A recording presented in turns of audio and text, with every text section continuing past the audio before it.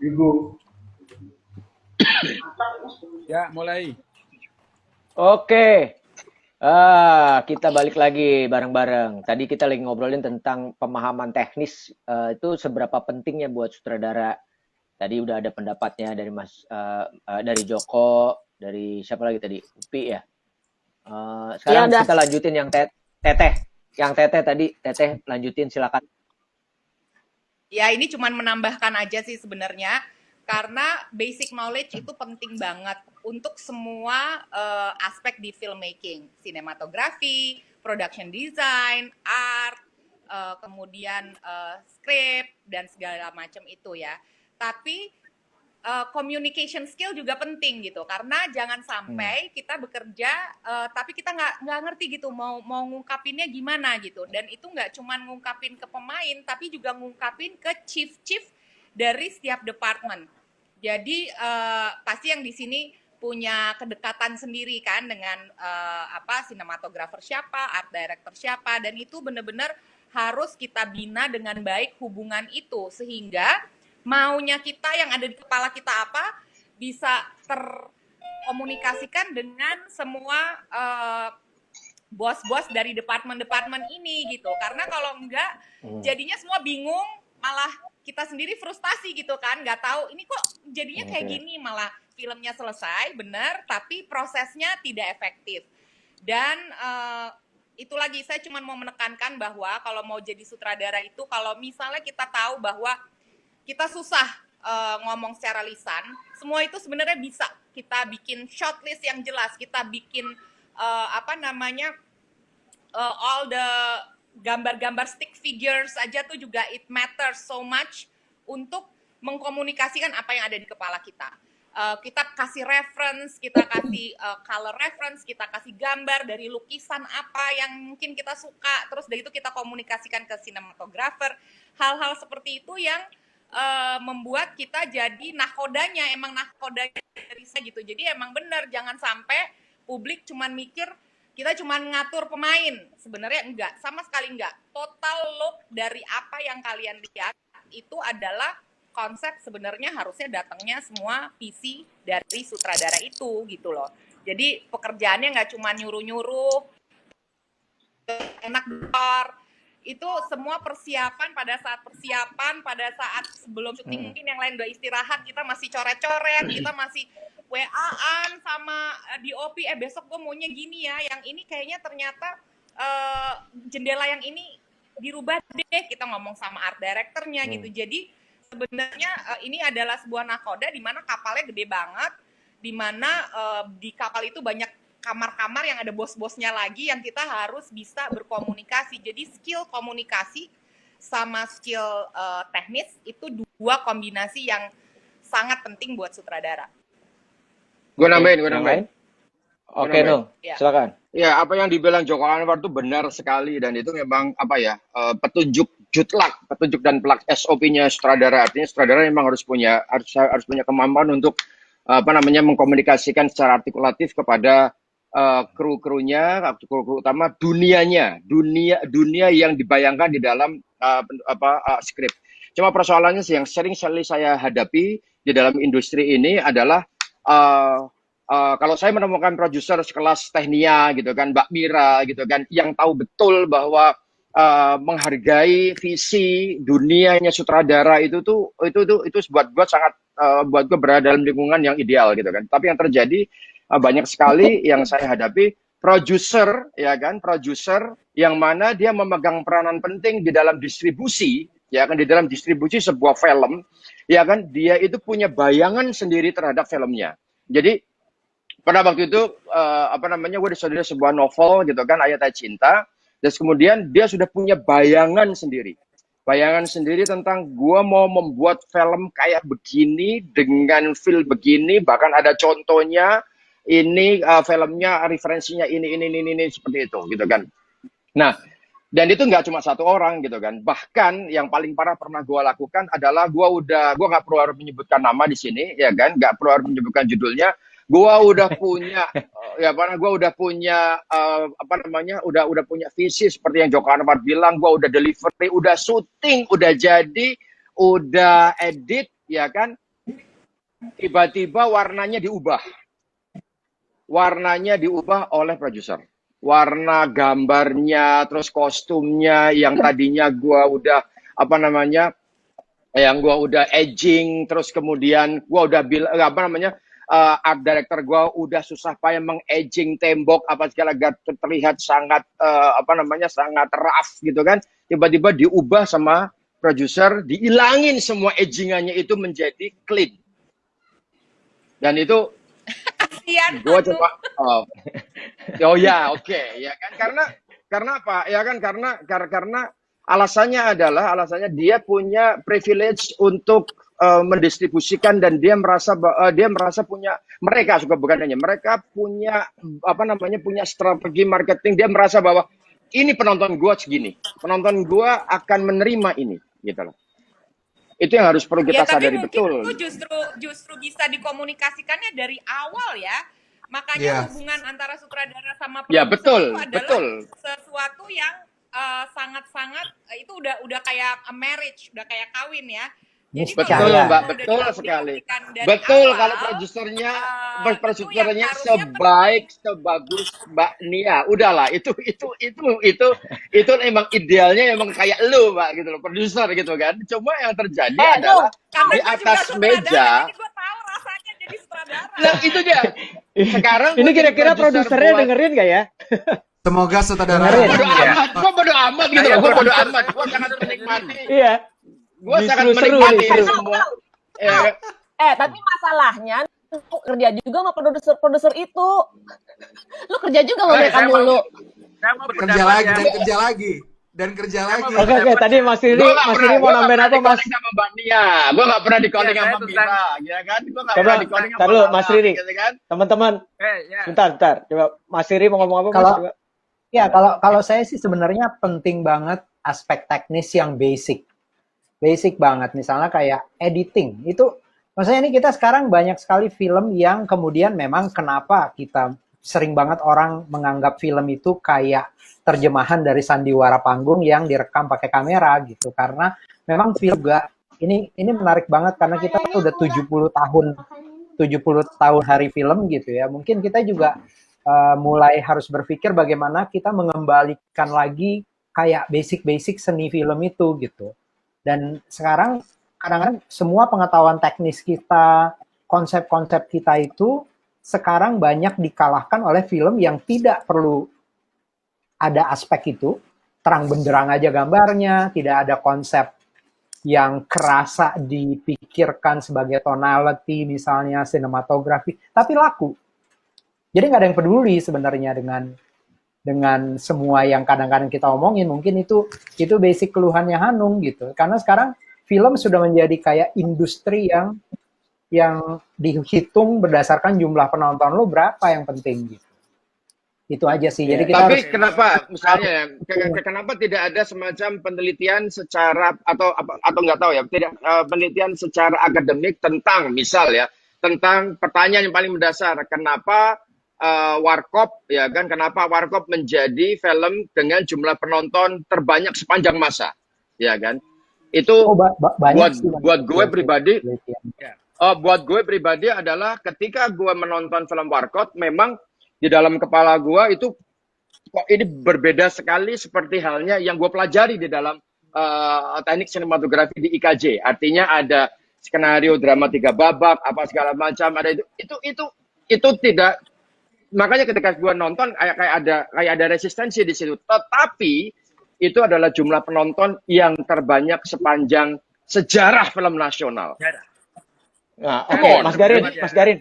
Dari hal tadi kan Hanung sempat bilang, Mas, sorry, biar lebih enak. Tadi kan Hanung bilang bahwa ada resistensi dengan situasi yang tiba-tiba ada film yang tidak mengikuti apa yang sebenarnya ada di teori gitu. Nah, tadi kan Mas Darin bilang tentang bahwa setiap masa ada challenge-nya. Nah, menyikapi hal seperti ini nih harus gimana ya, Mas, dengan situasi yang tadi dibicarain teman-teman gitu, kira-kira menurut Mas Darin?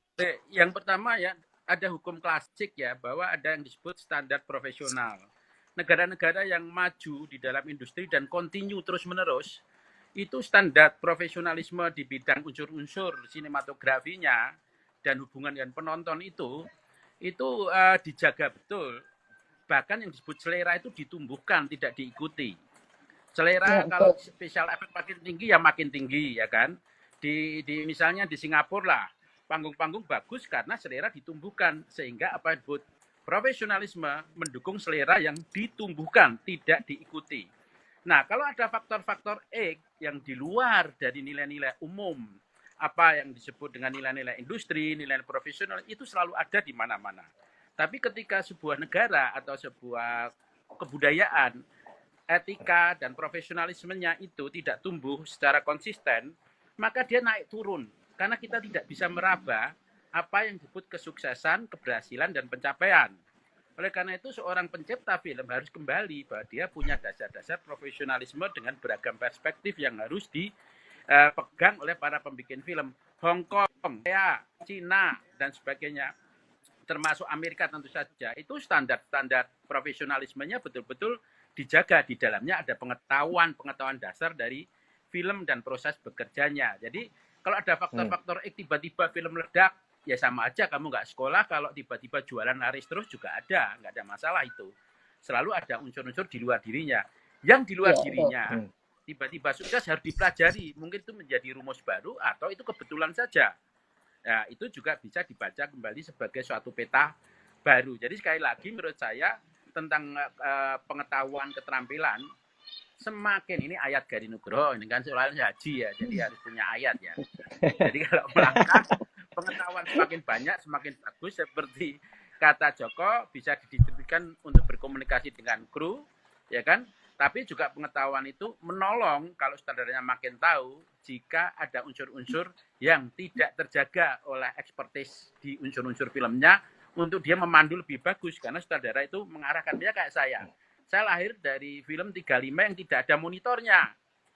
Saya harus tahu lensa. Karena kalau tidak tahu lensa, misalkan lah, oh pakai lensa 50, jarak segini hasilnya kayak apa. Kalau saya tidak tahu, problem. Nanti 10 hari lagi baru dilihat di bioskop, filmnya dicetak, ternyata ukurannya beda dengan kameramen. Berkelahi pukul-pukulan setelah 10 hari syuting, karena filmnya baru bisa dilihat setelah 10 hari setelah dicetak di laboratorium. Oleh karena itu menurut saya, ada hal yang universal dalam film, pengetahuan yang terus bertumbuh, dan ada standar-standar yang harus dijaga. Oke. Aku nambahin. Oke, Mas. Iya, Jok. Silakan. Menanggapi tadi ini penting sih sebenarnya. Mungkin teman-teman juga pengen tahu cara kerja sutradara dan produser gitu. Tadi Hanung ada sedikit nggak ngasih anekdot tentang hubungan dia dengan para produser beberapa film yang dia sebutkan tadi. Kalau gua pernah mengalami dua-duanya, pernah mengalami kerjasama dengan para produser yang sangat gampang kerjasamanya, dan ada produser yang beberapa kali mungkin lebih tidak gampang kerjasamanya. Dan setelah gue pikir-pikir, itu tidak melulu salahnya mereka, karena gue berpikir mungkin cara gue berkomunikasi dari awal yang tidak jelas, dan mereka juga tidak tahu apa yang ingin gue lakukan ketika kita bikin agreement mau bikin sebuah film gitu. Pernah bikin film yang akhirnya komunikasi dengan produser tidak lancar. Artinya ketika syuting mungkin baik-baik saja, tapi ketika post terjadi sesuatu ketidaksetujuan. Ini bukan ngomongin day to day, ada argumen biasa yang memang secara kreatif harus ada, tapi memang sama sekali tidak bisa berkomunikasi. Dan ini disebabkan memang bukan cuman salah dari produser, tapi saya juga salah pada waktu itu karena dari awal tidak dengan jelas mengkomunikasikan visi saya gitu, sehingga ada perbedaan visi tidak dalam satu page, sehingga muncul masalah di kemudian hari. Satu itu. Terus tadi juga nanggepin soal Mas Garin, aku setuju banget sih bahwa setiap sineas itu punya tanggung jawab untuk membuat industri sustainable. Sebuah industri yang sustainable itu bukan bergantung kepada kebetulan-kebetulan. Membuat sebuah produk yang para pembuatnya juga mungkin tidak begitu yakin apa yang mereka ingin hasilkan. Ini mengikuti pasar, padahal pasarnya seperti yang dibilang sama Mas Garin tadi, dan saya percaya bahwa di Indonesia pasar itu masih sangat mentah, artinya belum sangat industri kita juga masih muda, kita di restart lagi di akhir tahun 90-an, awal tahun 2000-an, jadi pasar kita juga masih bisa dibentuk. Jadi tidak ada istilah sebenarnya mengikuti pasar di Indonesia karena pasarnya sendiri masih harus dibentuk, belum ada bentuknya gitu. Dan gue percaya bahwa sebuah industri, termasuk industri film, kalau mau jadi sebuah industri yang sustainable, harus berdasarkan suatu cara kerja yang bisa diulangi lagi, bisa diduplikasi untuk produksi berikutnya. Artinya, kalau misalnya kita buat film, tentunya kita harus tahu bagaimana cara memproduksi sebuah film dengan skenario yang baik, cara bekerja yang baik sehingga menghasilkan sebuah produksi yang baik dengan kru yang baik, dengan cara metode kerja yang juga bisa diulangi kembali di produksi berikutnya. Jadi tidak hanya dengan kebetulan dan dengan coba-coba. Tentunya ini bukan berarti kita tidak boleh bereksplorasi, tidak boleh bereksperimentasi, tapi harus ada satu satu kemampuan dari para sinias untuk bisa menduplikasi kesuksesan gitu. Dan saya percaya bahwa yang bisa diduplikasi dari sebuah kesuksesan sebuah film dalam industri film adalah storytelling yang baik. Karena mau nggak mau kembali ke nature dari sebuah film adalah memberikan sebuah storytelling kepada penonton dengan menciptakan sebuah dunia dalam bentuk audiovisual gitu. Dan ini yang kita sering mikir, kita sering jadi rancu karena ada satu film yang kayaknya laku banget dan semua orang ikutin, dan ternyata memang setelah diikuti nggak bisa laku karena itu kebetulan gitu. Banyak faktor-faktor akses yang membuat satu film laku, tapi tidak karena suatu kualitas yang bisa diduplikasi kembali. Oke, sorry. Ini kan kita beberapa menit lagi, sorry. Ini kan beberapa menit lagi kita akan habis lagi nih. Udah ada chat di sini. Jadi end stream nih 10 menit lagi. Nah, dari pembahasan kita tadi, tentunya ini kita melihat bagaimana teman-teman sutradara di sini melihat bakat-bakat baru yang ada sekarang. Entah itu tanggapannya, entah itu kritikannya, apa yang bisa memotivasi mereka. Di tengah juga teman-teman juga saat ini kita mengakui bahwa kalau kita ngomong SDM berkualitas, ada keterbatasan di Indonesia. Bagaimana tanggapan teman-teman untuk memotivasi atau memberikan kritikan juga buat pendatang-pendatang baru yang baru masuk dunia film dan mencoba untuk menjadi sutradara atau membuat sebuah film? Gimana? Silakan, terserah siapa mau duluan. Upi. Halo. Ya, Upi. Apa maksudnya untuk anak-anak di luar sana?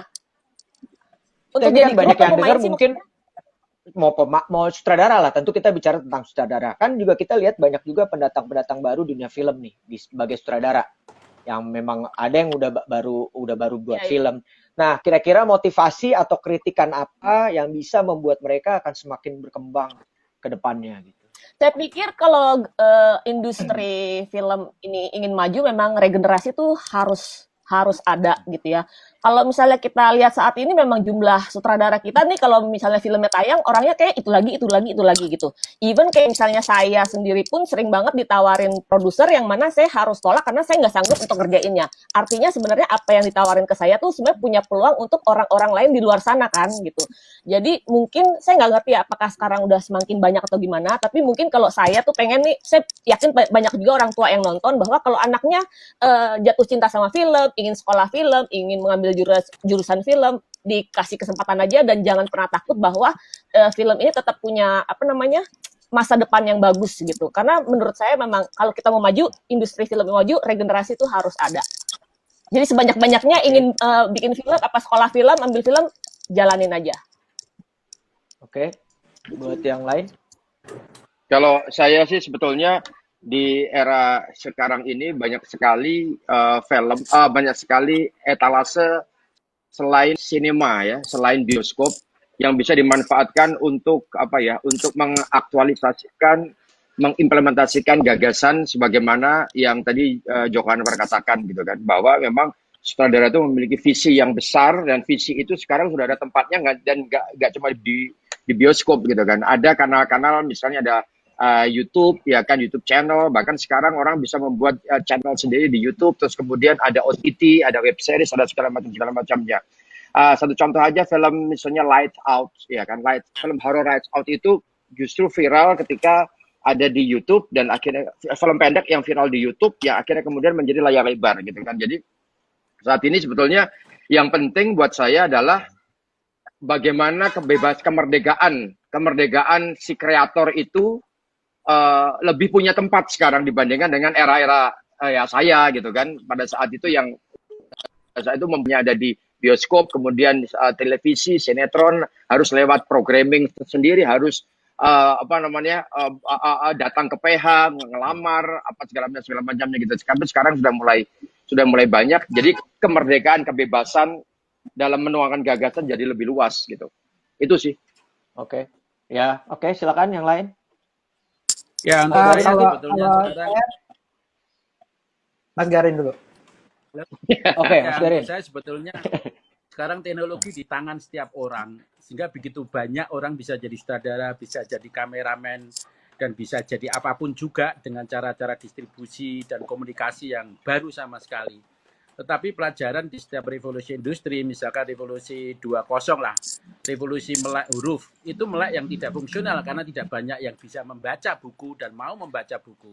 Maka sekarang di generasi melek di digital ini, meskipun kita jumlah pengguna digital luar biasa, 5 besar di dunia, tapi apakah menjadi melek digital, berfungsi dan bisa menjadi kompetitif dunia dan di Indonesia?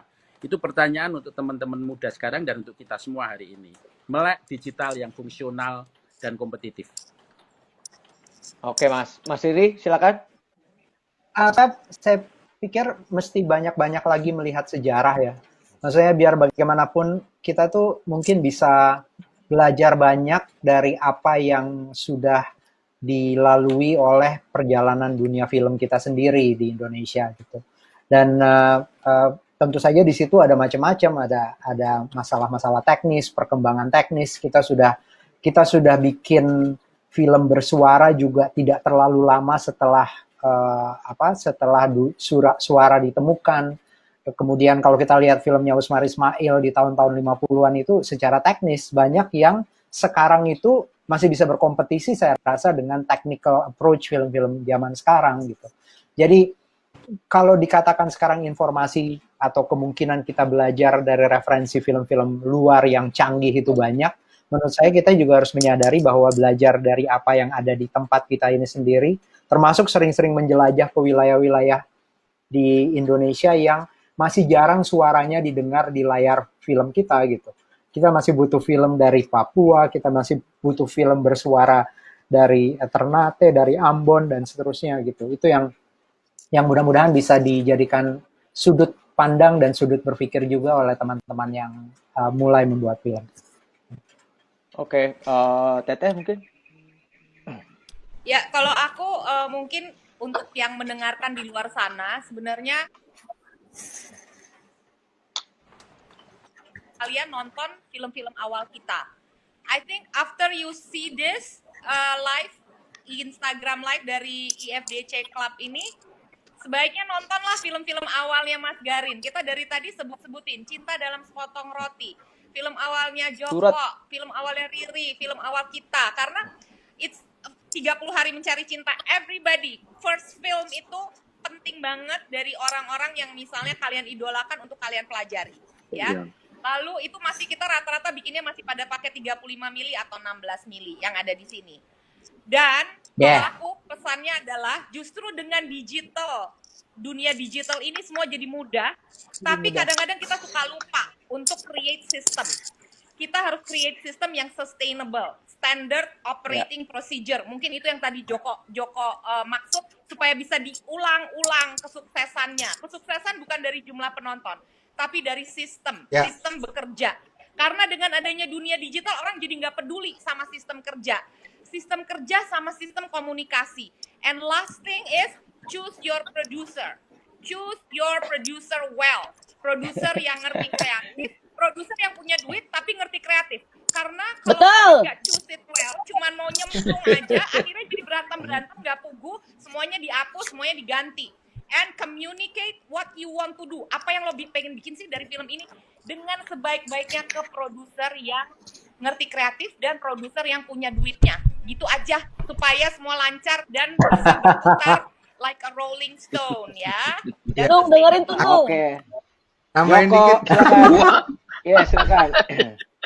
Zaman sekarang kan bikin film gampang banget ya. Maksud gua gampang banget siapapun sekarang jadi sutradara dari berbagai jalur. Which is bagus. Ini berarti kita ada banyak channel untuk memenuhi kekurangan sumber daya manusia dalam film.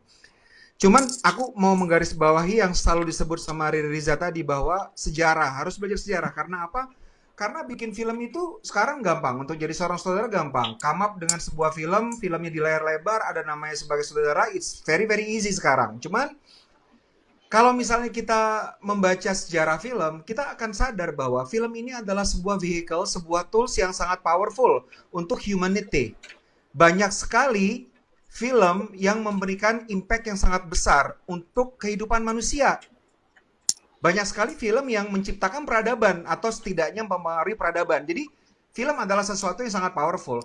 Akan sangat sayang sekali kalau misalnya kita hanya membuat film tanpa ada sesuatu selain gambar dan suara. Atau sekedar menghibur ketika ada di dalam teater gitu. Ketika orang pulang Ya. nggak ada yang dibawa. Dari Korea Selatan itu mereka pertama mereka sangat sustainable karena mereka punya satu seperti yang Nia bilang tadi ada sesuatu mekanisme yang bisa diulang lagi. Bagaimana cara mereka menciptakan skenario-skenario baru yang sangat powerful dan sangat bukan cuman menarik untuk orang Korea tapi untuk seluruh dunia. Kita sudah lihat contohnya di Parasite dan banyak sekali film yang luar biasa dari Korea gitu. Setiap film ada gemanya, bukan sekedar menghibur, sekedar membuat ketawa ketika orang menonton. Tapi that's it. Sayang banget karena orang nonton 1,5 jam film sampai 2 jam untuk film yang biasa. Bisa sekedar menjadi film atau menjadi sesuatu yang lain yang bisa berkontribusi kepada peradaban kemanusiaan. Dan menurut aku penting sekali buat para filmmaker baru, terutama sutradara baru, untuk mempelajari sejarah film. Very very important. Jadi film bukan hanya sekedar film yang begitu saja. Oke. Tambahan dong. Oke. Tapi ya. menurut saya juga kayaknya bukan cuma filmmakernya aja, maksudnya produser-produser juga belajar sejarah film juga supaya Betul, tahu betul, cara betul, apa betul. film-film yang baik seperti apa. Itu Betul, yang betul. saya pengen juga karena filmmakernya banyak yang tahu Ini sejarah, oke tapi ini. produsernya kurang tahu sejarah. Oke, Nah, tapi teman-teman semua, sebenarnya si ini karena filmmaker itu sorry tambah dikit. ya, oke. Soalnya kita cuma punya Jadi waktu berapa kalau- menit lagi. Ya, oke. Ini 30 second. Karena produser itu juga bagian dari filmmaker. Ingat ya, Betul. para produser, you are Ya. also part of filmmaker. Jadi jangan Ya, bertindak setuju dari banget. perspektif bukan Setuju. filmmaker. Please. Oke, satu kesimpulannya, tolong para produser dengar itu dari sutradara. Kedua, dari pembicaraan tadi, ini sangat menarik bahwa kita nggak boleh belajar film tanpa mengetahui sejarah. Karena ini jadi basic, tadi yang Joko bilang, Mas Riri bilang. Kalau kita mau start bikin film, lo tahu dulu sejarah film itu sendiri seperti apa. Ketiga, everything's about proses. Nggak ada pembelajaran yang berhenti dalam seorang filmmaker itu tidak akan pernah berhenti belajar. Karena tadi Mas Garin juga bilang tentang challenge tiap tahunnya akan berbeda. Dan yang keempat tentunya memang akan lebih mudah sekarang untuk orang jadi sutradara. Tapi nggak akan berhenti cuma sampai di situ aja. Begitu kalian bikin film, satu, terus kalian bisa menganggap diri bahwa I'm the director. Tapi tadi tentang basic knowledge itu jadi penting. Bukan berarti juga harus paham 100%, tapi basic knowledge tentang teknis dalam film. Dan juga tentang komunikasi yang baik. Komunikasi yang baik terhadap produser, terhadap kru, terhadap aktor. Sehingga visi dan apa yang di kepalanya sutradara tentang bentukan filmnya dan apapun itu akan menjadi sebuah ya film yang baik dan berkualitas. Kira-kira seperti itu. Terima kasih buat teman-teman semua yang ada di sini nih, sutradara-sutradara yang hebat, sutradara senior. Thank you banget buat IFDC. Nah, tuh Mas Riri ngasih lihat buku apa tuh? Oh, Apa ini ya, itu? Usman. Oh, Usmar Ismail. Ini aku ada ini nih untuk penonton tuh. Ya. Itu bisa Apa teman-teman itu? bisa cari, ada beberapa buku. Baca, baca, and then terus belajar, and then kita akan ketemu lagi. Buat semuanya selamat Hari Film Nasional yang ke-70. Kita pasti akan lebih maju lagi, walaupun dalam situasi yang seperti ini kita tetap bisa berdiskusi dengan seru. Kalau nggak dan ada ngasilin situasi sesuatu kayak yang gini, seru. kita susah ngumpul loh. Gila, Iya, nggak sih? Betul, betul. itu jadi momen yang luar Tapi biasa. kita akan makan di Gila atas nggak sih? meja sama Mas Garin. Yes. Thank you. Kasih juga Oke. ADM teknologi. Diskusi meja Siap. makan. Terima kasih teman-teman semua. Sampai bertemu kembali pada saat kita sudah boleh syuting lagi. See you. Yeay. Stay safe. Stay See you, healthy. Bye. Bye. Ini buat Alan ini gimana? sudah